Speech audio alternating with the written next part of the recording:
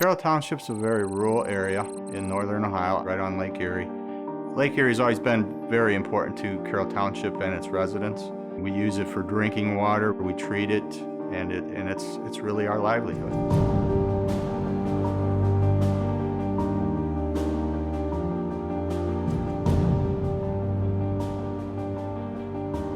In Lake Erie, for what unknown reason, suddenly the toxin level spiked, and that got through the treatment system.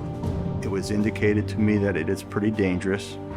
Cyanotoxins can cause skin rashes, Headaches, nausea, vomiting, stomach problems, nervous system problems, liver damage. to death. We sampled and we had about 2.5 times the limit from the World Health Organization. The second sample was approximately 3.5 times.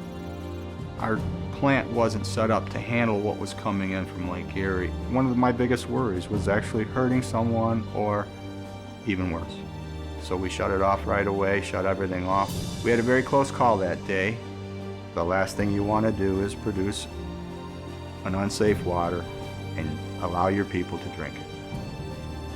What we need is a better way to track and predict these cyanobacteria entries from our source water so that we can make sure that this never happens again.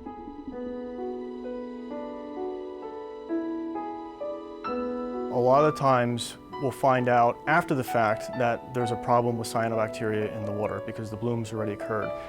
We either get results of sick animals or sick people. We need a paradigm shift. We need to go from being constantly reactive to these blooms to having a capability that allows us to become proactive. And the U.S. Environmental Protection Agency has been very encouraging of allowing for some high-risk, high-reward projects. And that allowed us to think outside the box, way outside the box. We've been fortunate enough to make use of a sensor on the International Space Station called HICO, which stands for the Hyperspectral Imager for the coastal ocean. HICO consists of 2 instruments. One is a camera, and the second instrument is a spectrophotometer, which actually gives us the spectrum of light leaving that water. The camera on a cell phone, for example, contains about 3 bands of data in a red channel, a green channel, and a blue channel. HICO gathers light from the red, orange, yellow, green, blue, indigo, and violet parts of the spectrum. So using this technology, we're able to now detect those water quality parameters such as water clarity, what the phytoplankton concentration is in your water, how much light is being absorbed in your water, as well as what's the distribution of cyanobacteria in those waters, and does that concentration pose a health hazard? So what this means is instead of waiting for someone to report that there's a problem with cyanobacteria bloom, we can monitor these water bodies from space and get information that we can rapidly get out to the water quality managers through a smartphone application that we've developed.